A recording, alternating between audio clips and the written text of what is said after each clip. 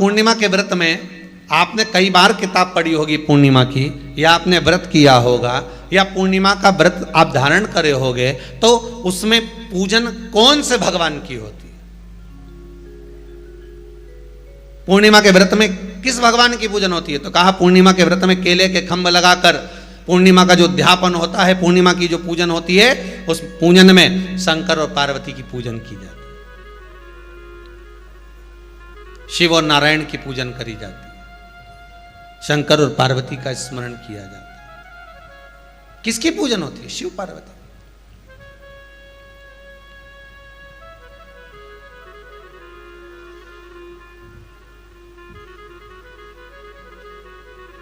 क्यों शंकर और पार्वती का पूजन क्यों करा जाता है पूर्णिमा के व्रत में? क्योंकि शिव और माता पार्वती ही केवल एक ऐसे हैं जिन्होंने अपूर्ण लक्ष्मी को भी पूर्ण बना दिया था। किसको पूर्ण बनाया है? लक्ष्मी। पूर्णिमा के दिन अगर आप शंकर भगवान को एक लोटा पानी अगर शिव को समर्पित कर रहे हो, श्वेत पुष्प को रखकर शंकर जी के ऊपर सफेद फूल को चढ़ाकर अगर एक लोटा जल भी, एक पात्र जल भी शंकर को समर्पित कर रहे हो, तो ये लक्ष्मी के लिए ही तो कर रहे हो। और कौन सी लक्ष्मी? पूर्ण लक्ष्मी। पूर्ण लक्ष्मी। आपको पहले भी कथा में कहा, एक बार भगवान विष्णु के सामने लक्ष्मी मैया ने बहुत तेज स्वर में कह दिया था, नारायण, दुनिया के लोग आपका नाम जपते हैं, दुनिया के लोग नारायण नारायण कहते हैं, दुनिया के लोग आपका भजन करते हैं, पर सत्य मायने में कहूं ना तो मेरे बिना दुनिया के लोगों की नहीं चल सकती, मेरे बिना दुनिया नहीं चल सकती, संसार मेरे बिना नहीं चल सकता। भगवान विष्णु ने कहा ये तो गलत है लक्ष्मी आपका कहना। एक दिन लक्ष्मी को अहंकार आ गया, अहंकार के संबोधन जब माता लक्ष्मी करने लगी तो भगवान उसी समय पर भगवान विष्णु को क्रोध आ गया और भगवान विष्णु ने कह दिया, लक्ष्मी तू इतनी बड़ी बड़ी बात कहती है कि तेरे बिना नहीं रह सकती संसार। मैं तुझे कहता हूं लक्ष्मी तू अपूर्ण है, तू अपूर्ण है, तू पूर्ण कब हो गई?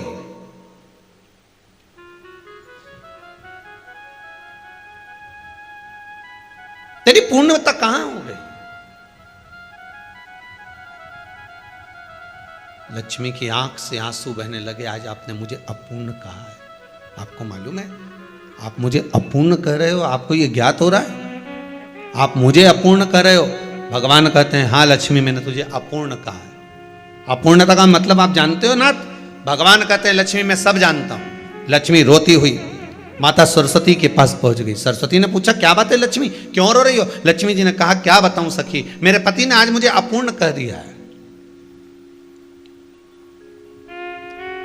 तो क्यों रो रही है तू? अपूर्ण अगर कह दिया, पति ने ही तो कहा है ना, तो क्यों है ना, तो क्यों रोना? चल मेरे साथ में। और सरस्वती मैया माता लक्ष्मी को लेकर सीधे पहुंच गई माता पार्वती के यहां। माता पार्वती के यहां जब पहुंची है, माता पार्वती ने लक्ष्मी जी को देखा और सरस्वती को देखा तो पूछा कि बात क्या है, क्या हो गया ऐसा, क्या हुआ, क्या है ऐसा जो तुम दोनों आज मेरे पास में आई? क्या हुआ? पार्वती जी कुछ बोलती, शिव जी का ध्यान माता सरस्वती की ओर और लक्ष्मी की ओर गया और भगवान शंकर जान गए कि आज भगवान नारायण ने लक्ष्मी जी को अपूर्ण कहा है। अब देखें माता पार्वती क्या कर सकती है, इसको पूर्ण बनाने के लिए करेगी क्या? क्या हुआ? माता सरस्वती जी बोली लक्ष्मी को अपूर्ण कह दिया। अपूर्ण कह दिया? हाँ, तो क्या सोचना उसके लिए, इसको मैं अभी पूर्ण बना देती हूं। माता जगतजननी पार्वती ने गोदी में विराजमान गणेश जी को उठाया और उठाकर लक्ष्मी जी की गोद में दे दिया। ले लक्ष्मी, आज से तू पूर्ण हो गई। लक्ष्मी आज से तू पूर्ण है। गोदी में जब तक संतान नहीं है तो नारी को लोग अपूर्ण समझते हैं, पर माता पार्वती जी ने संपूर्ण ब्रह्मांड में एक सिद्धता प्रदान कर दी कि अपने गोदी के लाल को अपने गोदी के पुत्र को माता ने लक्ष्मी की गोद में देकर लक्ष्मी को पूर्ण बना दिया। पूर्णिमा के कितने व्रत होते हैं? बोलते जाओ, जरा जल्दी जल्दी बोलो। पूर्णिमा के नारियों को, स्त्रियों को अखंड सौभाग्य के लिए, जो नारी वैधव्य नहीं होना चाहती है उस नारी को पूर्णिमा के कितने व्रत करना चाहिए। जिस नारी के यहाँ संतान नहीं हो, औलाद नहीं हो, उसको पूर्णिमा के कितने व्रत करना चाहिए। जिस नारी का पुत्र, पति बहुत बीमारी से ग्रसित हो, लग रहा हो कि ये मेरा बेटा बहुत बड़ी बीमारी में घिरा हुआ है, तो नारी को कितने व्रत करना चाहिए। स्वयं भगवान कृष्ण ने माता यशोदा को द्वापर में भी बताया है कि पूर्णिमा के 32 व्रत होते हैं। कितने व्रत होते हैं? 32।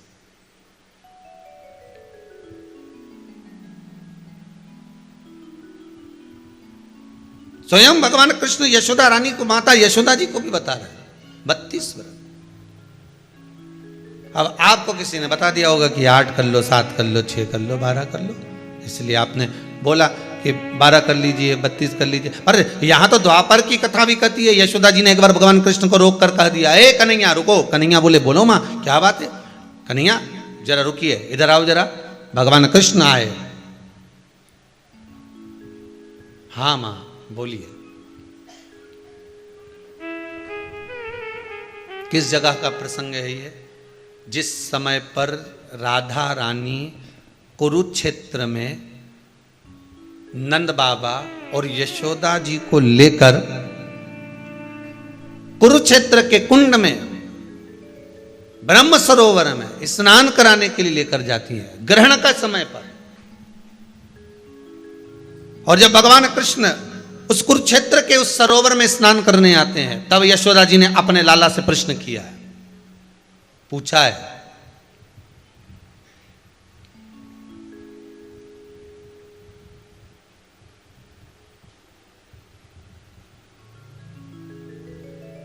कि नारी वैधव्य होकर ना मरे।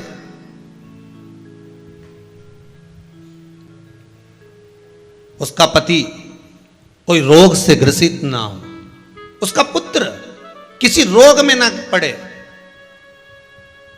अरे भाई कितना सुंदर संवाद लिखा है। अगर किसी माता का पुत्र मान लो किसी नशे में डूबा हुआ है, कोई नशा कर रहा है और गलत नशा है, आपको लग रहा है कि ये नशे में डूबा हुआ है, आपको लग रहा है कि ये गलत जगह पर डूब गया है, आपको लग रहा है कि मदिरापान में, मांसाहार में या अधिक गांजा आदि का जो भी नशे होते हैं, जितने भी नशे, उसमें डूब चुका है। और माँ उसको समझा रही है, तू नशे में मत डूब, तू इस काम को मत कर, तू ये गलत कर्म मत कर।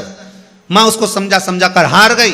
तो मेरा माताओं से निवेदन है, आप उसको समझाना बंद कर दो, एक काम करना प्रारंभ कर दीजिए। हमें जो शिव महापुराण के माध्यम से शास्त्र कह रहा है कि आप 32 पूर्णिमा के व्रत प्रारंभ कर दो। उसमें करना क्या है आपको? केवल जिस दिन व्रत रहे, रात्रि के समय पर कोई भी मीठा, कुछ भी सामग्री आप चंद्र की रोशनी में, चंद्र को अर्घ देने के बाद, पूजन करने के बाद उसको रखो, और वही सामग्री जो नशा कर रहा है उसको पूर्णिमा के दूसरे दिन उसको खिलाओ। आप धीरे धीरे खिलाना चालू करेंगे, जिस नशे में वो डूबा हुआ उस नशे से वो छूटना प्रारंभ हो जाएगा। 2 पूर्णिमा व्रत करके तो देखो, तीसरे में तुम्हें जरूरत ही नहीं पड़ेगी। धीरे धीरे आप रुक, वो छूटना प्रारंभ हो जाएगा। स्वयं भगवान कह रहे हैं, यशोदा मैया ने कन्हैया को रोक लिया कुरुक्षेत्र के उस मैदान में, और भगवान कृष्ण का दर्शन माता यशोदा जी करी। बहुत दिनों के बाद माँ को, आज माता यशोदा को लाला का दर्शन हुआ, बहुत समय के बाद, जाने के बाद, बहुत समय के बाद।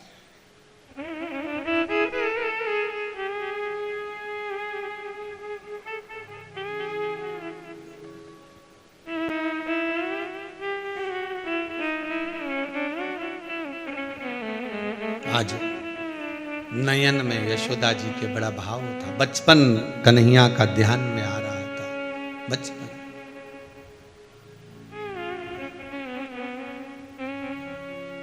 मस्तक पर मलियागिरी चंदन, ऐसा तिलक लगाया, मोर मुकुट कानों में कुंडल, ऐसा मुकुट सजाया। भगवान कृष्ण से माता यशोदा जी ने पूछा, कन्हैया मान लो किसी नारी का पुत्र या पति रोग से ग्रसित हो,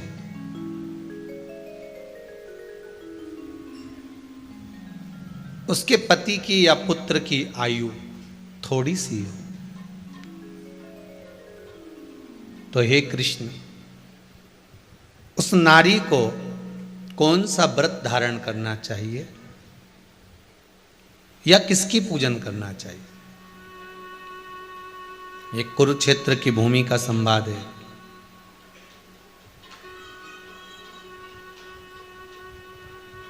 भगवान कह रहे हैं, मां अगर नारी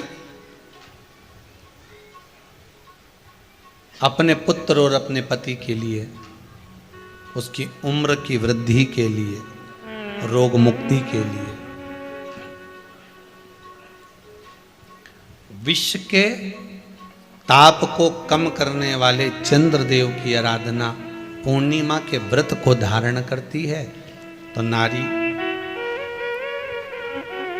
उस व्रत के प्रभाव से अपने पुत्र और पति की बीमारी को, रोग को हर लेती है।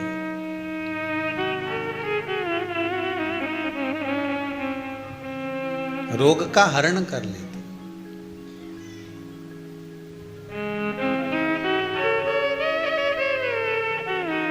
महाराज जो बच्चा बुद्धि से विकलांग हो, विद्या में कमजोर हो, परीक्षा हॉल में पेपर देते समय भूल जाता हो,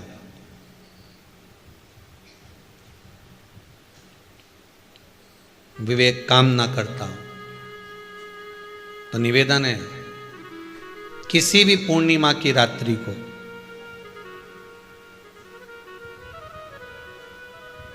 बारह बजे गाय के, गौ माता देसी गाय के जो 4 थन होते हैं, उन 4 थन में से जो आगे के थन होते हैं, 2 पीछे की ओर होते हैं, 2 आगे की ओर होते हैं, तो जो आगे के 2 थन हैं उस थन का दूध निकलवा लिया जाए और उस दूध का कोई भी मीठा पदार्थ बनाओ तो ठीक है, ना बनाओ तो उसी दूध में शक्कर मिलाकर पूर्णिमा की रात्रि को जो विवेक से कमजोर हो, बुद्धि से कमजोर हो, या याद करा हुआ सब भूल जाते हो, या आपके लिए भी है कोई चीज रखते हो भूल जाते हो, विवेक याद नहीं रहता, बुद्धि में इतना प्रबल बल नहीं आ पाता, याददाश्त कमजोर होती चली जा रही, तो किसी भी पूर्णिमा की रात्रि को 12 बजे गाय के आगे के 2 थन का दूध, उसमें कोई पदार्थ शक्कर गुड़ कुछ भी मिलाकर भगवान के चंद्रदेव की साक्षी में उसको पिला दिया जाए।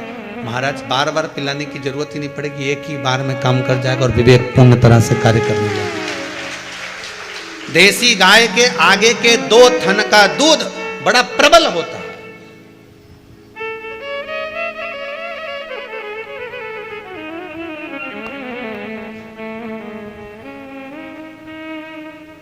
पूर्णिमा की रात्रि को 12 बजे उसका प्रयोग किया जाए।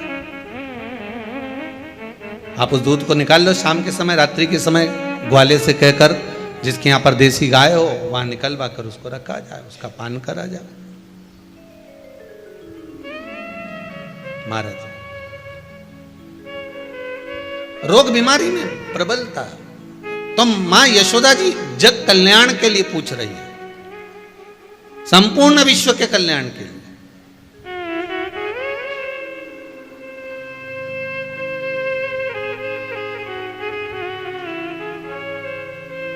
अरे कितना सुंदर संवाद है। स्कंद पुराण में समुद्र मंथन की तिथि, नक्षत्र, घड़ी, पल सब कुछ लिखा हुआ है कि समुद्र मंथन के लिए देवताओं ने इंतजार करा था। कब? जब चंद्र का प्रभाव पूर्ण हो।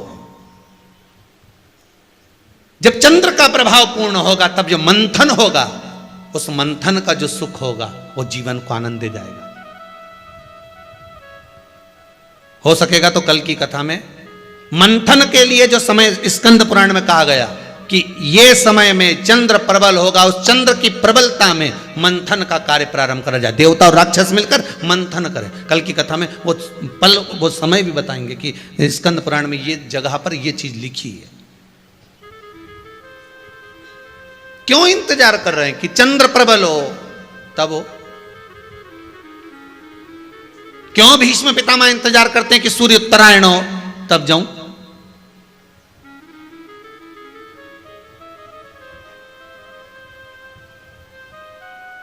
जब देवता 33 कोटि देवता उस चंद्र के इंतजार में रहते हैं कि ये चंद्र प्रबल होगा तब जाकर ये चंद्र यहां पहुंचेगा, तब जाकर हम मंथन करेंगे, तब जाकर वो अमृत मिलेगा और उस अमृत को देवता धारण करेंगे तो वो आनंद पा जाएंगे। तो हम क्यों शरद पूर्णिमा छोड़ें? हम क्यों एक एक पूर्णिमा छोड़ें? एक एक पूर्णिमा के महत्व को जानिए। कोई पूर्णिमा साधारण नहीं है, कोई प्रदोष साधारण नहीं है, कोई शिवरात्रि साधारण नहीं है। 12 महीने शिवरात्रि पड़ती है, 12 महीने में प्रदोष पड़ते हैं, पर 12 महीने पड़ते हैं। हम उसका महत्व ही नहीं जान पाते।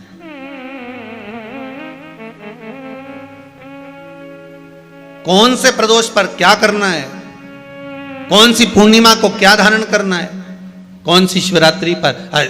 कई लोगों को तो यहां तक नहीं मालूम था कि भाई श्रावण के महीने में भी शिवरात्रि आती है। वो तो बस लोगों के कि शिवरात्रि का पूजन हुआ, तो उसका स्मरण क्यों छोड़े हम?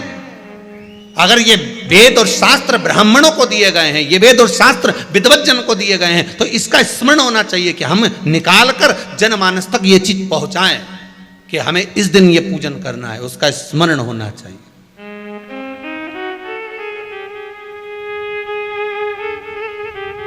और वो सुख देने वाला।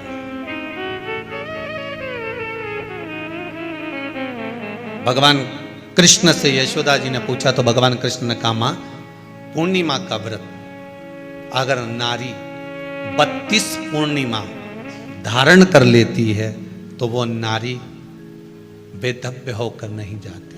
पर आप लोग व्रत जो करते हो ना, जो भी व्रत आप लोग उठाते हो, सोमवार का व्रत जैसे किसी माता जी ने उठा लिया और वो उठाने के बाद, हम तो शादी नहीं हुई थी ना जब भी सोमवार व्रत करते थे, अब शादी हो गई अभी भी हम सोमवार का व्रत कर रहे हैं, करे जा रहे हैं, करे जा रहे हैं, करे जा रहे हैं, पर उसका कोई उद्यापन नहीं करा, कोई संकल्प नहीं लिया गया कि मैं 5 करूंगी कि 16 करूंगी कि 25 करूंगी कि 31 करूंगी कि 21 करूंगी। इसलिए पूर्णिमा व्रत का विधान में कहा गया कि 32 पूर्णिमा का पहला संकल्प होना चाहिए। उसके बाद आपकी 32 पूरी हो जाए, फिर आप दूसरे और व्रत कर लो, फिर 32 कर लो, फिर 32 कर लो, पर उसमें पूर्णता का भाव। अभी तक किसी के सोमवार और गुरुवार और शुक्रवार के व्रत ही पूर्ण नहीं हुआ, अभी तक चल रहा है, अभी तक चल रहे हैं। हम तो सोमवार का व्रत करते हैं, हम तो शनिवार करते हैं, अब शनिवार करते करते 4 साल हो गए, 6 साल हो गए, 5 साल हो गए। भगवान को तो थोड़ा बहुत कुछ खिला पिला के उनको एक बार तो विश्राम दे। गाड़ी भी चले नहीं तो इंदौर से चली तो बीच में कहीं तो रोकोगा। अरे बोलो तो सरी, इंदौर से चली 200 किलोमीटर दूर कि चलने, मैं सीहोर जा रही हूँ, कुबेरेश्वर धाम जा रही हूँ, तो 150 किलोमीटर दूर मेरे को इंदौर से जाना है, तो बीच में एक आध जगह तो चाय वाय पियोगे, गाड़ी के भी ठंडा करोगे। 600 किलोमीटर जाना है तो एक जगह तो गाड़ी रोकोगे कि मेरे को गाड़ी रोकना है, थोड़ी देर गाड़ी ठंडी हो जाएगी, गाड़ी में थोड़ा सा आराम लग जाएगा, अपने के भी आराम लग जाएगा, तो भगवान के भी तो थोड़ा बहुत आराम। तो तुम तो लगे सर सोमवार सोमवार सोमवार सोमवार सोमवार, मंगलवार मंगलवार, शनिवार शनिवार शनिवार करते करते बचपन में भी करा, करते करते शादी भी हो गई, बच्चे भी हो गए, अभी तक करे जा रही करे जा रही करे जा रही। एक बार तो थोड़ी गाड़ी को रोक।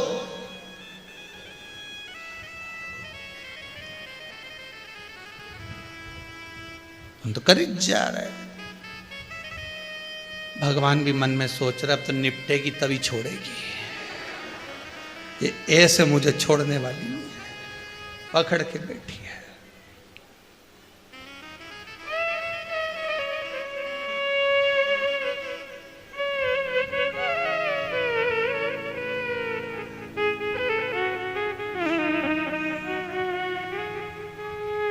महाराज कोई भी व्रत आप करो, उस व्रत का एक संकल्प, एक नियम कि मैं इतने व्रत करूंगी, ये मेरा नियम। जैसे नवरात्रि के 9 दिन मैंने करे, व्रत धारण करे, 10वें दिन उसको छोड़ दिया।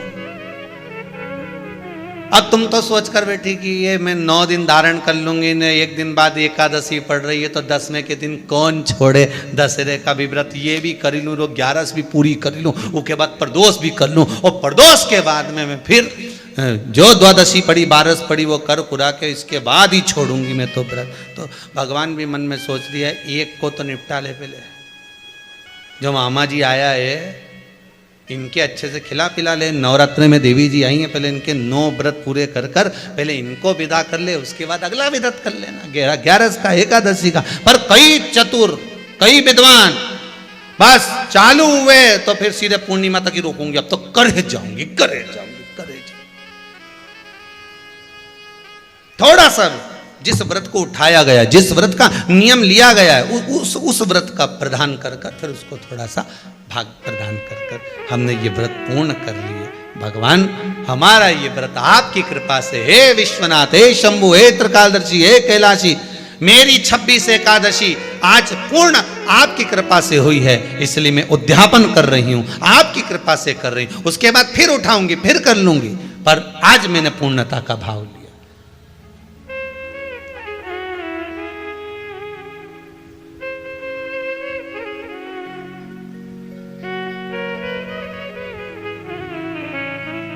रोज मूंग की दाल रोटी, मूंग की दाल रोटी, मूंग की दाल रोटी, मूंग की दाल रोटी।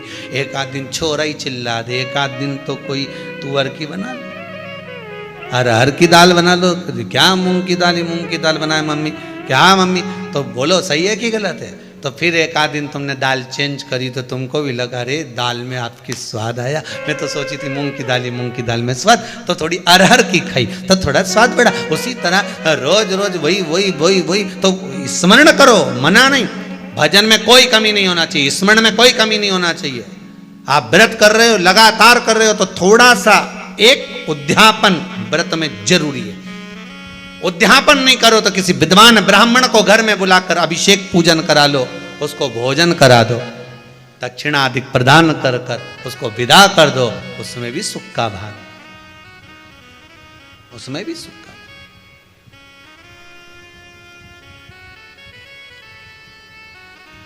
अब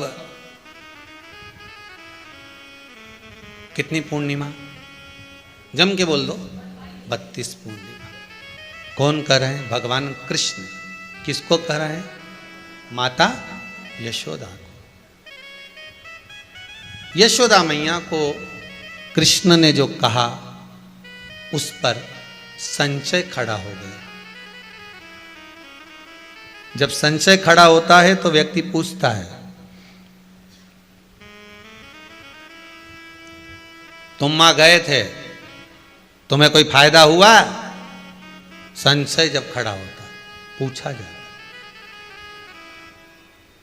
किसने ये व्रत धारण किया, तुम्हें कुछ मालूम है? किसका होता है ये व्रत? भगवान कृष्ण ने कहा ये शंकर और पार्वती का व्रत है।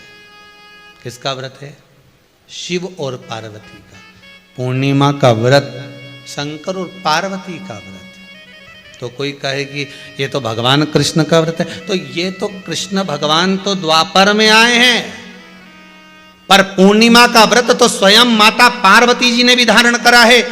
जिस समय पर कार्तिकेय महाराज को गंगा मैया प्रकट कर रही थी और तारकासुर का जब संहार करना था, तब माता पार्वती ने शंकर जी से पूछा था कि तारकासुर को मारने के लिए आपके पुत्र की जरूरत है, आपका पुत्र प्रकट कैसे होगा? क्योंकि आप तब साधना में लगे रहते हो। भगवान कहते हैं चिंता मत कर, तू एक काम कर, पूर्णिमा व्रत को धारण कर। मां पार्वती भी जिस व्रत को धारण करी है, तो कोई ये द्वापर का व्रत है क्या?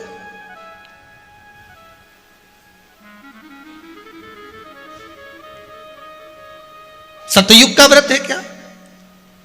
यहां तो नियम निकलते गए, त्रेता का नहीं, सतयुग है, और सतयुग का ना जाने कितने निकल गए। ना जाने कितने द्वापर, ना जाने कितने कलयुग, ना जाने कितने त्रेता युग निकल गए, पुराने चले आ रहे, पुराने।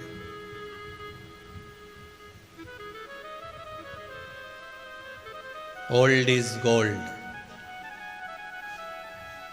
कितना ही नया नया फैशन लियाओ, पर पुराना पुराना ही होता है। कितना ही लियाओ नया नया, कितना ही लेकर,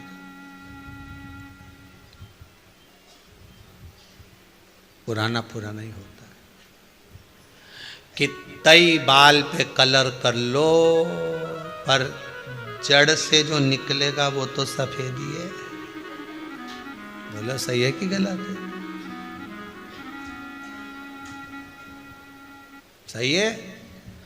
तो किसी ने पूछा ये ऊपर का तो काला हो जाएगा, पर जो निकलेगा उसका क्या होगा? तो कि जड़ अगर काली है, मतलब जड़ मजबूत है और जड़ में ही वो कलर भर दिया जाए, तो जितने निकलेंगे वो सब काले ही निकलेंगे। तो फिर कहा ये जड़ को पकड़ना पड़ेगा। तो बिल्कुल, यहाँ तो शास्त्र कह रहा है कि कोई भी अगर आप प्रसंग धारण कर रहे हो, कोई भी आप नियम धारण कर रहे हो, कोई भी आप व्रत धारण कर रहे हो, या आप किसी भी तरह का पुण्य भाग धारण कर रहे हो, तो उसमें जड़ की मूलता होना चाहिए। जड़ कहाँ? केवल पूर्णिमा का व्रत कोई केवल द्वापर का नहीं है, केवल त्रेता का नहीं, ये तो सतयुग, सतयुग के भी आगे का निकल चल, ना जाने कितने सतयुग, कितने त्रेता, कितने द्वापर हुए, तब से चला आ रहा।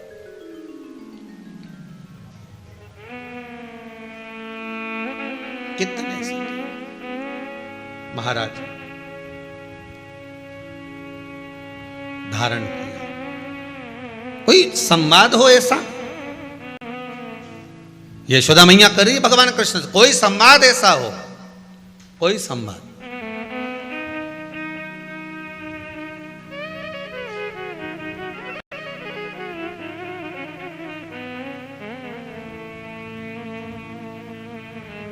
महाराज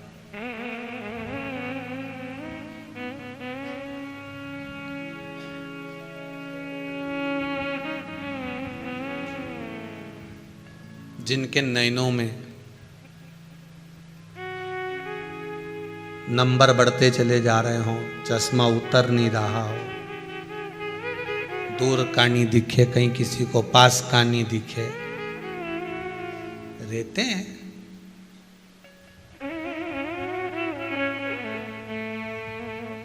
उसके लिए भी है शरद पूर्णिमा के दिन तुलसी की जो डंडी होती है, तुलसी जैसे बेलपत्र की जो ये डंडी है, ऐसे ही तुलसी का जो पत्ता होता है, उस पत्ते की जो डंडी होती है, उस डंडी को चंद्रमा को देखा जाता है। उस डंडी की जो कोर होती है, उस कोर को दृष्टि से मिलाया जाता है। शरद पूर्णिमा की रात्रि ठीक 12 बजे आप चंद्रमा की, जैसे चंद्रमा का भाग, उस चंद्रमा के भाग को आप उस डंडी के भाग से निहारने का प्रयास करिए। महाराज घर में आई है, घी का दिया लगाई है, उस घी के दीप को लगाने के बाद पूर्णिमा के दिन उस पर एक प्लेट थोड़ी तिरछी कर रख दो, जिससे उसकी कालोच, काई की, उस दीप की, घी के दीप की कालोच उस प्लेट पर आ जाए। थोड़ी सी कालोच ले लीजिए, 5-10 मिनट में आ जाएगी। उसको गाय के घी में मिलाकर आंखों में सुरमा लगाकर रात्रि को सो जाइए। 3 दिन बाद आप महसूस करेंगे कि नेत्र की ज्योति बढ़ना प्रारंभ हो रही है। नेत्र की। अब इस प्रयोग को करने में कोई धन लगा तुम्हारा? अरे बोलो तो सही। कोई दौलत लगी तुम्हारी, कोई संपदा, या फिर तुमने सियोर वाला महाराज के लाके खूब बटोर के दे दिया, कुछ लगा? नहीं। तुम करोगे, लाभ तुम्हें मिलेगा।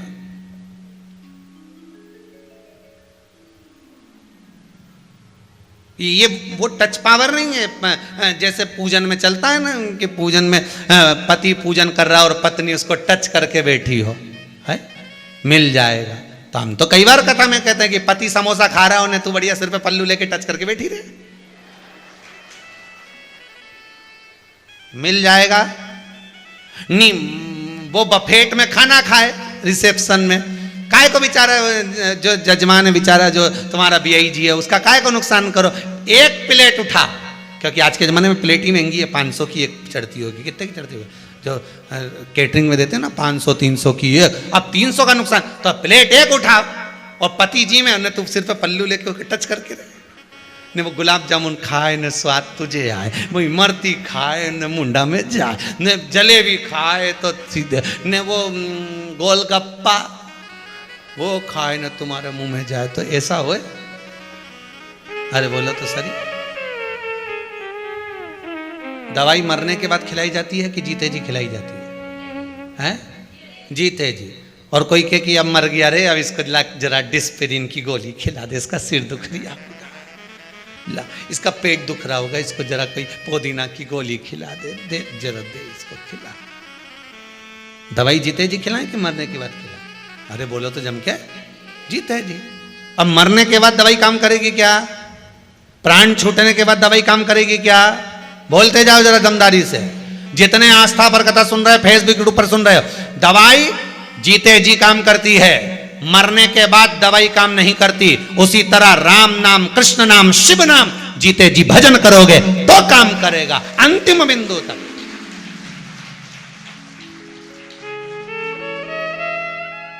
मरने के बाद सोच रहे हैं मर गया, उसकी स्मृति में मैं सारे ब्राह्मणों का भोजन कराऊंगी। ऊपर जो गया वो सोच रहा है जिंदा था तो कभी गुलाब जामुन नहीं खिलाई, अकेली जाके चाउमीन खाया, मुझे नहीं खिलाई। जब कोई मर जाता है ना, उसकी खारी समेटने जाते हैं ना, वो तीसरे दिन शमशान में उसकी पसंद का सारा सामान ले जाते हैं। समोसा उसकी दुकान का लाना दादाजी की अच्छा लगता था, समोसा उसकी दुकान का, पोया उसकी दुकान का लाना। इमरती रख ली, हाँ दादाजी के हलवा अच्छा लगता था, रवा का बहू से के बना, रवे का हलवा बनाया। चलते चलते याद आ गई दादाजी तो धुनकते भी थे, और धुनकने का भी ले गए।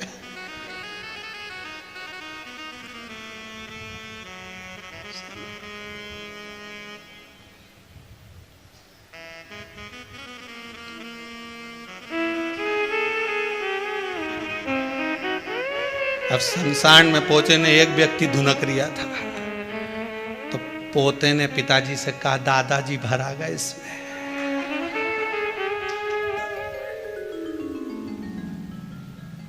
जिंदा था तब एक ने भी हलवा बना के नहीं खिलाया।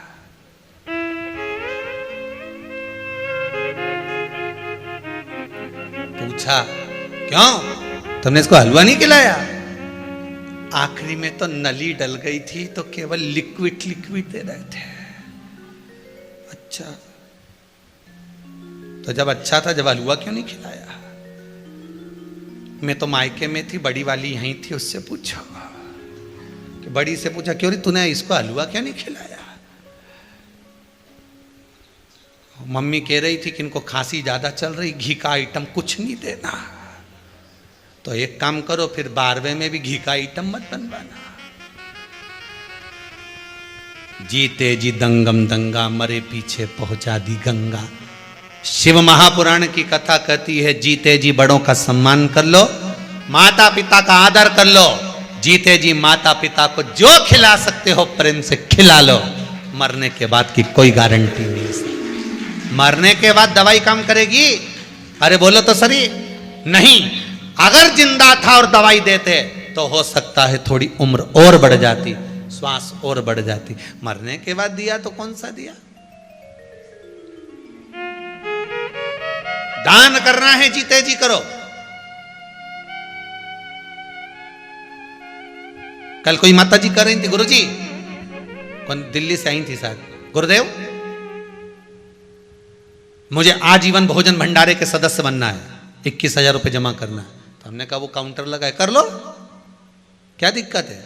पर मैं चाहती हूं कि मैं मेरे लिए आजीवन भोजन भंडारा करूं। तो हमने कहा करो, तो उनके पास में उनकी बहू खड़ी थी, उसने कहा मम्मी हमने तो सुना है कि स्मृति में होता है। तो उन्होंने कहा गुरुजी अभी तो मैं जिंदा हूं। तो फिर हमने कहा आपका जन्म की तारीख तो आपको याद होगी, जो करना है जीते जी करो।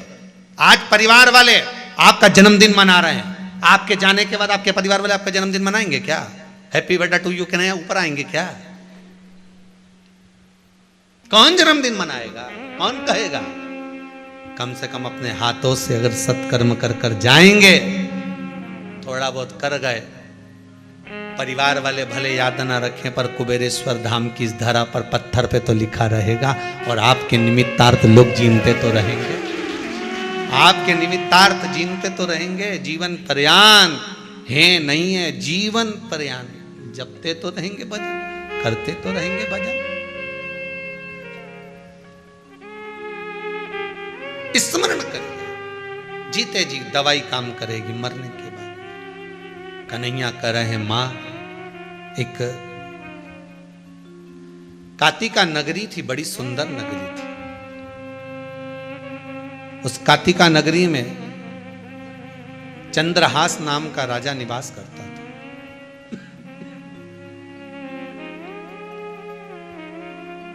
मां चंद्रहास राजा बड़ा धर्मात्मा, पुण्यात्मा, सत्कर्मी था, भगवान की भक्ति में डूबने वाला था। यहां पर एक ब्राह्मण और एक ब्राह्मणी भी रहते थे। ब्राह्मण का नाम धनेश्वर था। भगवान कृष्ण कह रहे हैं मां, वो धनेश्वर ब्राह्मण की धर्म पत्नी बड़ी ज्ञानवान, बड़ी विद्वान थी। इनके यहां कोई कमी नहीं थी, कोई कमी नहीं। बहुत ध्यान दीजिएगा महाराज, जितनी भी पुराण उठाकर देखोगे, जितने भी शास्त्र उठाकर देखोगे, हर कथा में जब कथा शुरू होती है तो उसमें लिखा आता है एक गरीब ब्राह्मण था। बोलो सही है कि गलत है? पर पूर्णिमा की कथा उठाकर देखोगे तो उसमें लिखा है धनेश्वर नाम का ब्राह्मण बड़ा धनपति था।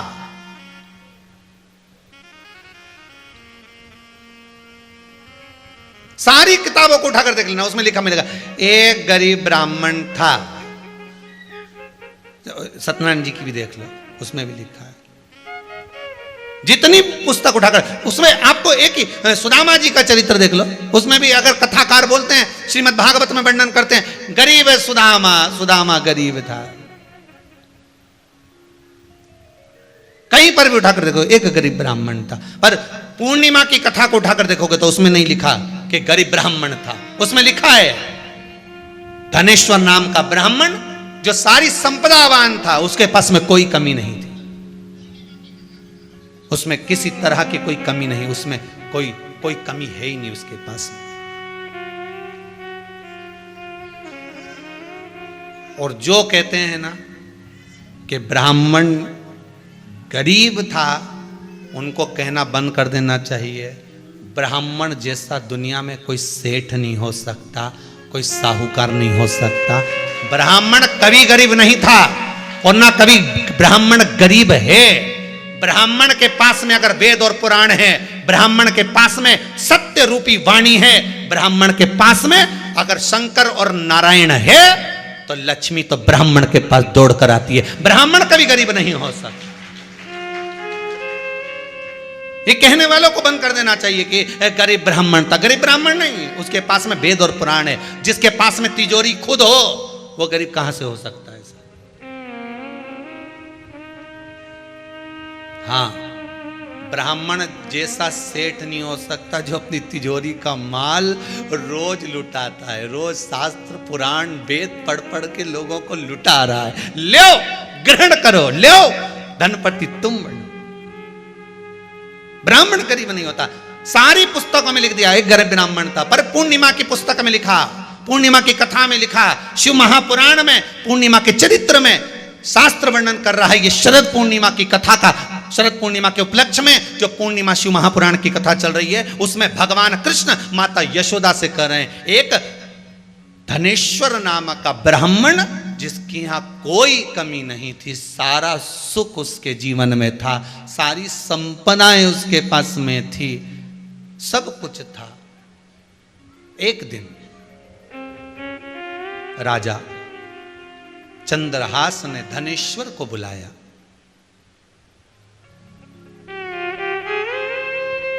राजा चंद्रहास ने धनेश्वर को बुलाया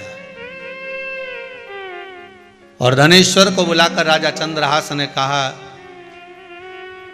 तुम्हारे यहां बहुत संपदा सुख सब कुछ है, इसके बाद भी आपकी धर्म पत्नी और आपका चेहरा उतरा हुआ रहता है, कारण क्या है?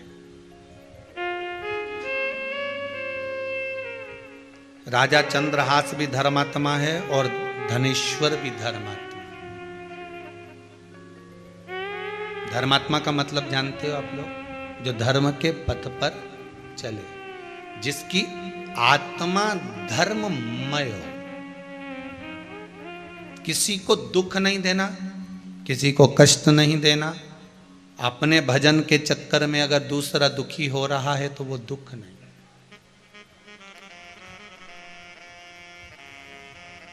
अपने चक्कर में किसी को कष्ट नहीं होना चाहिए।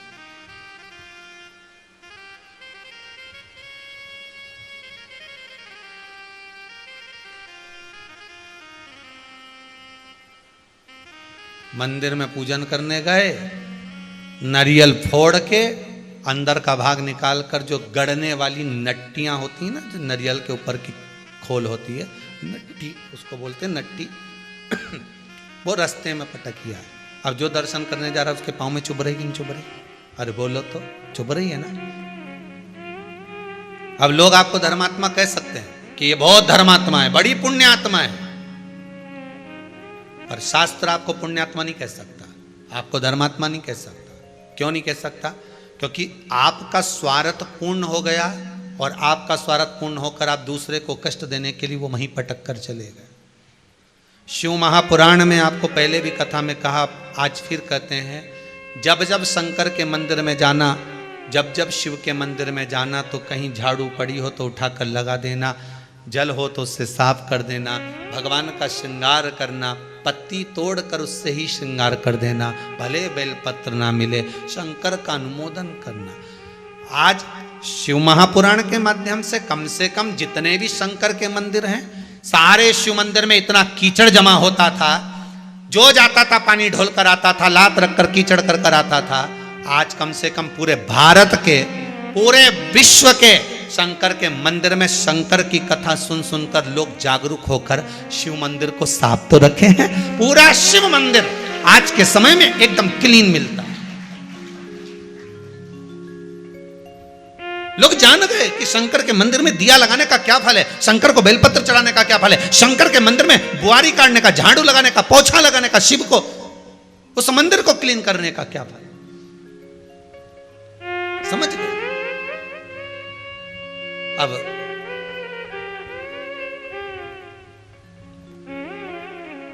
महाराज नयन जल था, धनेश्वर को बुलाया राजा चंद्रहास। राजा चंद्रहास ने पूछा, तुम्हारा चेहरा बहुत उतरा हुआ है, आपका चेहरा बड़ा उतरा है, आपकी धर्म पत्नी का चेहरा भी जो इतना सुख है उसके पास में तो क्यों उतरा है? तो राजा चंद्रहास बड़ा धर्मात्मा था और धनेश्वर भी धर्मात्मा थे, ब्राह्मण है, धर्मात्मा भी हो।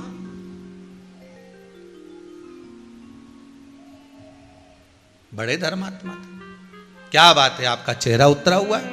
प्रभु कारण केवल एक है, सारा सुख भगवान ने दिया, संपदा भी दी, दौलत भी दी, सत्ता भी दी, सारा वैभव हमको दिया है, पर भगवान ने गोदी में संतान नहीं दी है, गोदी में संतान नहीं दी।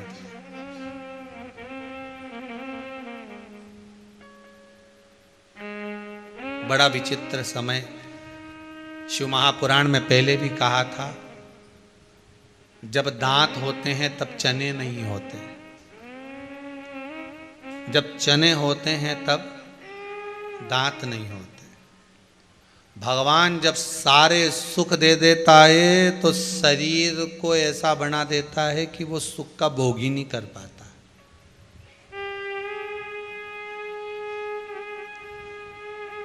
जब सारा धन घर में आ गया, संपदा घर में आ गई, सुख आ गया, सोचा था अब मैं बद्रीनाथ जाऊंगी, मेरा मनोकामना पूरी हो गई, मैं केदारनाथ जाऊंगी, अब मेरे पास में पैसा आ गया, अब मेरा बेटा मुझे ले जा सकता है, अब मेरे घर में गाड़ी आ गई, अब मेरे घर में बंगला आ गया, सब कुछ हो गया, मेरी बहू आ गई, पोता पोती हो गया, अब मैं फ्री हो गई, कुबेरेश्वर धाम जाऊंगी, कथा सुनूंगी। मालूम पड़े बाथरूम से निकल के आ रही थी, पांव फिसली गया, टपकी गई, 2-4 थी शरीर में ने टूटी गई। अब भगवान तूने सारा सुख दिया, अब ये दुख क्यों दे दिया? भगवान के ये जीवन की रीति है, जब दांत रे तब चना नहीं रे, जब चना रे तब दांत नहीं रे।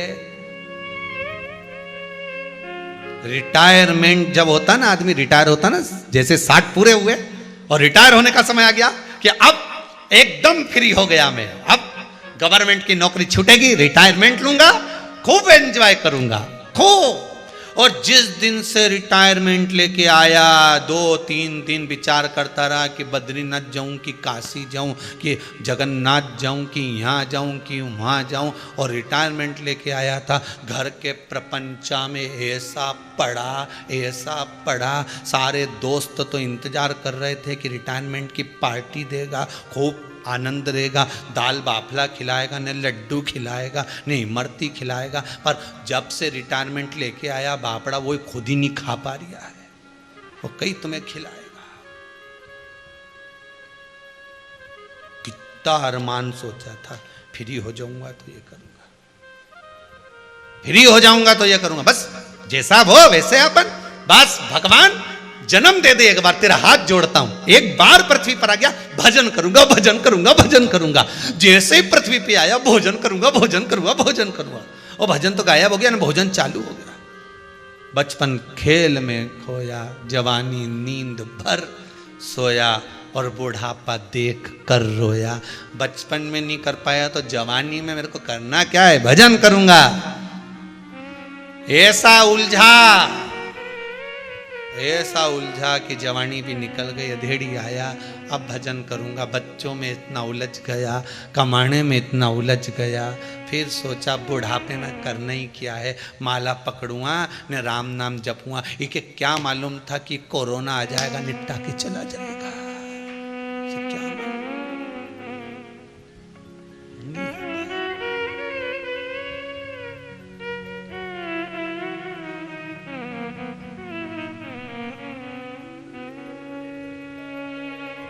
किसको मालूम है? इसलिए जब समय मिले, जैसा समय मिले, पूर्णिमा शिव महापुराण की कथा, जैसा समय मिले, जब समय मिले, खाते पीते सोते उठते बैठते, तुम्हारी मर्जी पड़े, घूमते न फिरते, मॉर्निंग वॉक करो चाहे नाइट का वॉक करो, कहीं पर भी जा रहे हो, श्री शिवाय नमस्तुभ्यं राम राम कृष्ण नाम जपते रहो।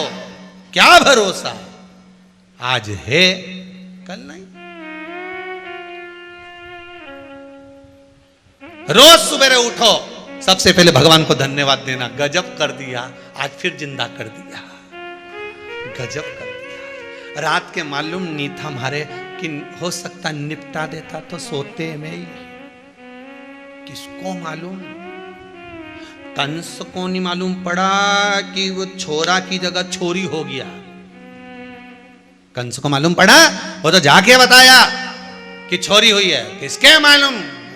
निपटा दे। तो सुबह से उठते से भगवान को अपने कमरे में पलंग पर बैठकर दोनों हाथ जोड़कर मलकर हाथों का स्पर्श कर कर देख कर भगवान को निवेदन करना, गजब कर दिया। आंख भी सही है,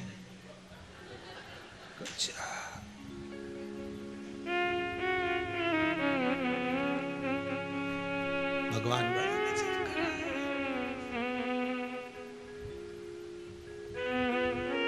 सबके लिए मांगते रहना, सुबह से उठो, भगवान कृपा करना, इसको भी अच्छे से जगा देना जो ये मेरे बाजू में सो रही है। अगर ये निपट नुपटी गई तो रोटी कौन बनाएगा? इसको उठा मेरी माता जी के भी अच्छा रखना, मेरे पापा जी की भी अच्छा रखना, मम्मी अच्छी नहीं रहेगी तो इससे झगड़ा कौन करेगा, सबके अच्छी रखे। भगवान सुबह से उठो ना, भगवान को धन्यवाद दो, तूने जगा दिया, आज फिर जीवित कर दिया मुझे, विश्वास ही नहीं था।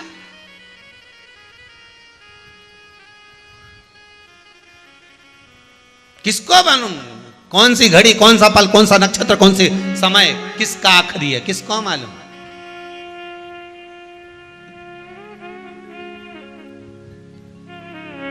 भगवान से भी कहना, भगवान धन ऐसा देना, साधु इतना दीजिए जामे कुटुंब समाय, मैं भी भूखा ना रहूं साधु भूखा ना जाए।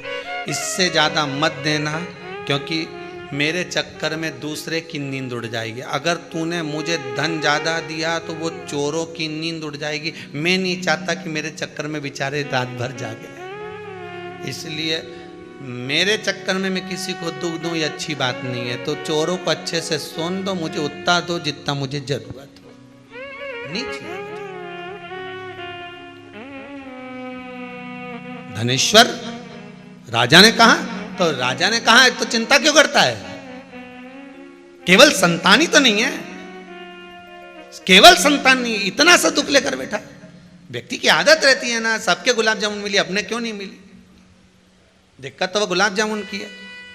व्यक्ति दुखी कब तक है, जब उसके घर में फ्रिज नहीं आया तब तक लगे फ्रिज आ जाता तो कितना अच्छा होता, अपन यहीं पे अपने घर में बर्फ बना लेते, अपने घर में आइसक्रीम बना लेते। अब फ्रिज आके रखा गया, उनमें झिंगुर घुसी रिया है, पूरी रबड़ में झिंगुर ही झिंगुर हो ही रिया है। और नी था फ्रिज तो क्या फ्रिज नहीं है, वॉशिंग मशीन नहीं है तो वॉशिंग मशीन नहीं। अपने को जब तक वो वस्तु नहीं मिल जाती तब तक अपन को लगता बहुत वो कब आएगी, वो कब आएगा, वो कब मिलेगा, वो फ्रिज कब आएगा, एसी कब लगेगा, ये सामान कब आएगा। जब तक नहीं आता तब तक घबराहट होती है, और जब वो मिल गया घबराहट गई। इसीलिए तो भगवान नहीं मिलता। भगवान कहता है एक बार अगर मैं मिल गया नहीं तो इसकी घबराहट समाप्त हो जाएगी, और मैं नहीं मिलूंगा तो रोज भुलाएगी तो सरी, रोज भुलाएगी। आतारी जोजी भोलानाथ।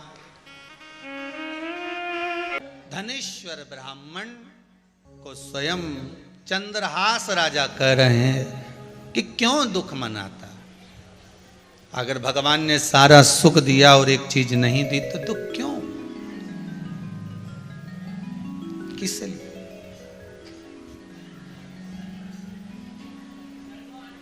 फिर दुख की क्या बात है उसमें, किस लिए दुख मनाना। ठीक है, भान आया राजा की चित्तवृत्ति के शब्द। धनेश्वर को तो भागे, पर ब्राह्मण की पत्नी को ठीक ना लगे। ब्राह्मण की पत्नी ने, धनेश्वर की पत्नी ने कहा, संतान का सुख हो तो बात है। राजा चंद्रहास ने कहा, भगवान जब देगा तो देगा जरूर, आप चिंता ना करिए। समय आया, एक दिन उसी कातिका नगरी में एक संत आ गया। एक बात पहले भी कही, आज फिर कहते हैं,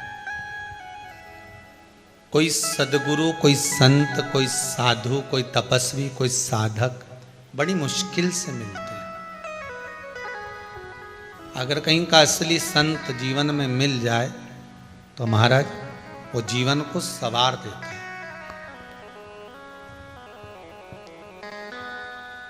और अगर कहीं का नकली मिल गया तो जीवन को बिगाड़ देता है।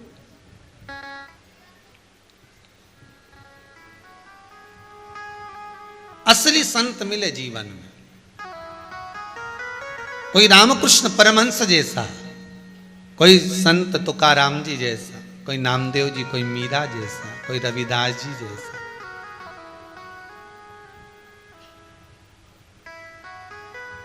कोई श्रीमद् वल्लभाचार्य जी जैसा, कोई रामानुजाचार्य जी जैसा, कोई संत साधु ऐसा मिल जाए जो हमको जगा दे। एक संत जा रहे थे, वहीं से धनेश्वर निकलकर जा रहा था। धनेश्वर ने पूछ लिया, महाराज 8 दिन से मैं आपको देख रहा हूं, आप हमारी नगरी में से भिक्षा मांगते हो, सारे नगर से आप भिक्षा मांगते हो पर मेरे दरवाजे पर भिक्षा मांगने नहीं आते हो। कितनी बड़ी बात है, जरा ध्यान दीजिएगा। धनेश्वर कह रहा है, एक ब्राह्मण धनेश्वर कह रहा है कि आप सब जगह से भिक्षा मांगते हो पर मेरे दरवाजे पर भिक्षा मांगने नहीं आते। और एक हमारी सोच देखिए, विचार देखिए, अच्छा है ये भिखारी मेरे यहां नहीं आए, बाजू में से पैसा ले ले, उधर से ले ले, पर हमारे यहां नहीं आए। गणेश जी बिठाते हैं बच्चे लोग तो चंदा लेने आ जाते हैं। कई लोगों के मन में आता है ये इधर उधर से ले ले, अच्छा है, जैसे ही वो आने का रहता है तो ये अंदर पानी पीने चले जाता है। पर धन्य है रे धनेश्वर ब्राह्मण, धन्य है तू।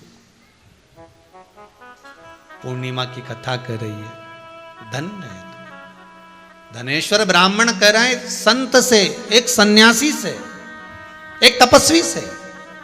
आप सबके यहां से भिक्षा लेते हो, सबके यहां से अन्न भाग ग्रहण करते हो और जाकर नदी के तट पर बैठकर खा लेते हो, तो मेरे दरवाजे पर भिक्षा मांगने क्यों नहीं आते? मेरे दरवाजे पर क्यों नहीं पहुंचते? धनेश्वर के शब्द सुने तो संत ने कहा, भाई बात इतनी सी है कि मैं तेरे यहां से भिक्षा कैसे लूं, क्योंकि जैसे लक्ष्मी अपूर्ण थी ऐसी ही तू भी तो अपूर्ण है, तेरी धर्मपत्नी भी अपूर्ण है। मैं तुम्हारे यहां से भिक्षा कैसे ले सकता हूं? मैं तुम्हारे यहां से भिक्षा लेकर पा नहीं सकता। अब जिसने ये मार्ग बताया है, चतुर धनेश्वर ने विचार कर लिया क्यों ना इसी के चरण पकड़ लिए जाए। अगर ये कह रहा है कि हम अपूर्ण है, हमारी पत्नी अपूर्ण है, हमारे यहां संतान नहीं है, तो हम क्यों ना इनके चरण पकड़ें। और धनेश्वर ने चरण पकड़ लिए संत के। महाराज अब तो आप बताओ कि हम पूर्ण कैसे होंगे? हमारे दरवाजे से आप भिक्षा कब लोगे? जब तुम्हारे यहां संतान होगी। तो संतान कौन देगा? संत से पूछा, संत ने कहा ये तो परमात्मा के हाथ में। अच्छा, ये परमात्मा के हाथ में? हाँ, परमात्मा किसके हाथ में? अब बोलो तो सही। तो कहा संत साधु ब्राह्मण भजन करने वाला भक्त भगवंत भगवान भक्त के हाथ में। एक वो आप लोग भजन की लाइन गाते हो ना, भगत के बस में भगवान, भगत बिना ये कुछ भी नहीं है, और भगत हैं इनके प्राण भगत के वश में। जहां भगवान भक्त है वहीं पर भगवान है, वही भगवान। अब भगवान मिलेगा तब काम सदेगा। भगवान किसके हाथ में? तो कहा भक्त के हाथ में। धनेश्वर ने पूछा तो आप कौन हो? भक्त ही तो हो ना। अब आप बताओ मेरे घर में संतान कैसे आई? बोलो। संत ने तो अपनी खोपड़िया खुजाना प्रारंभ कर ली, बताओ हम ही फंस गए बीच में।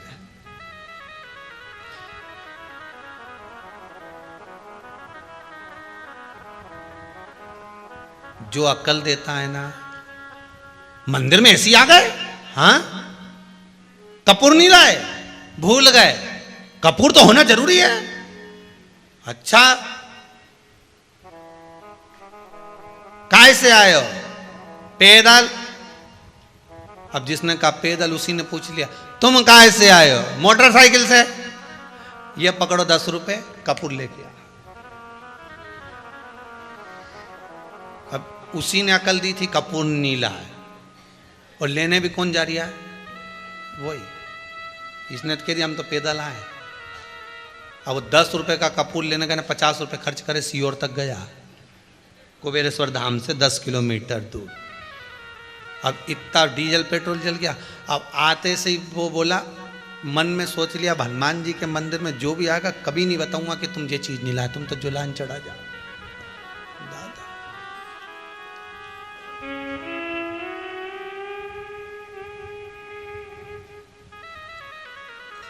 पंडितों ने अगर एक आध सामान ज्यादा लिखा दिया जजमान को, ये लेकर आना, दुर्वा लेके आना, दुर्वा ले आना, ये ले आना, वो ले आना, जजमान भी सोचता है तो फिर बाद में कहते महाराज जी आप कहाँ रहते हो? बस तो आते आते दुआ ले आओगे क्या? महाराज जी सोचे बताओ, अपन ने तो इसको बताया था, ये उल्टा अपने ऊपर छोड़ दिया। धनेश्वर ने चरण पकड़ लिए संत के, तुम्ही ने दर्द दिया है, तुम्ही दवा दो। चरण पकड़े महाराज, आप आशीर्वाद दो, मेरे दरवाजे से भिक्षा आपको दूं, ऐसा वर दो। साईं इतना दीजिए जहां में कुटुंब समाए, मैं भी भूखा ना रहूं और साधु भूखा। आप मेरे दरवाजे से भिक्षा लेकर जाओ, ऐसा वर दो। तो वर तो जब मिले सब, तुम्हारे यहाँ संतान हो, संतान कौन देगा? भगवान। भगवान किसके हाथ में? संत के हाथ में। तो संत बताए कि संतान कैसे होगी। चरण पकड़ लिए, छोड़े ही नहीं, जम के पकड़ा, छोड़े ही नहीं। संत के दरवाजे की झाड़ू लगाए, बुआरी लगाए, रोटी पकाए, पर नहीं जाए, घर ही नहीं गया। पत्नी ढूंढते ढूंढते आ गई, यहां क्या कर रहे हो? क्या गुरुजी की सेवा कर रहा हूं। क्यों कर रहे हो? इन्हीं ने कहा है हम तुम्हारे यहां से भोजन नहीं लेंगे तब तक जब तक तुम्हारे संतान नहीं होगी। संतान कौन देगा? भगवान। तो भगवान देगा तो तुम संत को क्यों पकड़ोगे? संत के हाथ में भगवान है, मैं नहीं छोड़ूंगा। अब तो ये कपड़े ले जाए संत के, सब धोया है। आज गुरुजी जो कपड़े पहनने वाले थे वो भी धो के टांग दिए। अब गुरुजी माथा ठोक रही, एक तो छोड़ देता।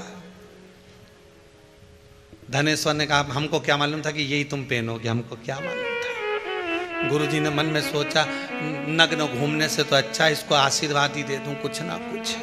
अब गुरुजी देवी की आराधना करते थे तो गुरुजी ने कह दिया काम कर, घर जा। घर जाने के बाद में 9 दिन तक चंडी की आराधना करना। चंडी तेरे स्वप्न में आकर बोल कर जाएगी, जो बताए वो कर लेना, जा। और धनेश्वर ने कहा गया और चंडी नहीं आई तो संत के आ जाएगी। कपड़े नहीं पहनने से तो अच्छा है दादा, मैं निवेदन कर दूंगा कि तू सपने में पहुंच जाना। ये गया, 9 दिन देवी की आराधना करी। माता ने 9वें दिन आकर दर्शन दे दिए। सुन ब्राह्मण, घर से 3 घर छोड़कर तेरे दरवाजे पर एक आम का पेड़ है। 3 दरवाजे छोड़कर एक आम का पेड़ है। उस आम के पेड़ में 21वें दिन एक आम लगा मिलेगा। उस आम को तुझे तोड़ना है। तोड़ने के बाद उस आम को तेरी धर्म पत्नी को खिलाना है। तेरी पत्नी का गर्भ ठेर जाएगा। पर सुन ब्राह्मण, तेरा बालक मात्र 16 वर्ष तक जीवित रहेगा। 16वां वर्ष का जन्मदिन उसका मनेगा। 1 दिन पूर्ण होंगे 24 घंटे और तेरा बेटा मर जाएगा। मां उसको बचाने का कोई प्रयास। चंडी देवी ने कहा उसी संत को पकड़ ले, उसी को पकड़ ले।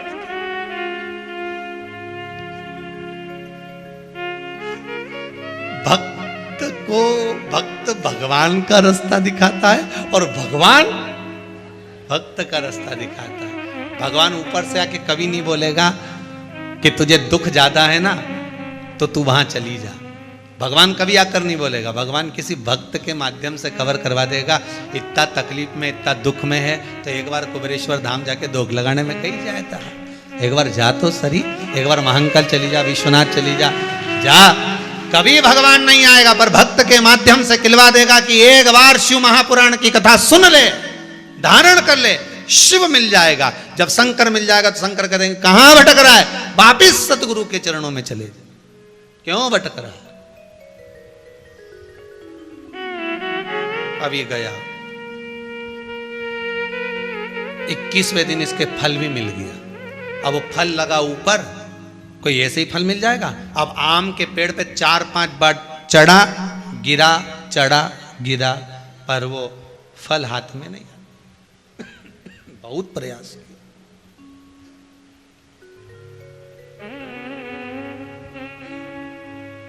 चढ़ा ऊपर गिरा, बार बार चढ़ रहा है, बार बार गिर रहा है। अब इसके मन में आया, क्या पता फल तो एक ही लगा है, एक ही फल लगा है, पर मैं चढ़ रहा हूं, उतर रहा हूं, बार बार गिर रहा हूं, फल हाथ में नहीं आ रहा। महाराज, शिव महापुराण की कथा कहती है, कर्म करे जाओ, करे जाओ, करे जाओ, फल तो परमात्मा हाथ में लाकर दे ही देगा। कर्म से पीछे नहीं। आज के जमाने में व्यक्ति करना कुछ नहीं चाहता, कुछ नहीं करना चाहता। ओके, तो कहीं का गड़ा हुआ अंडा मिल जाए या कहीं से धन भभूति छोड़ते से ही प्रकट हो जाए, अलादीन का चिराग घीसो।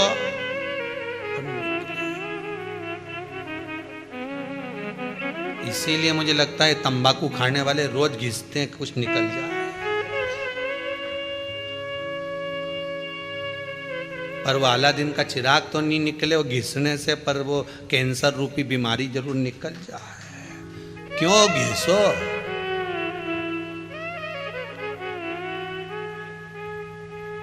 क्यों घिसो? प्रकट हो।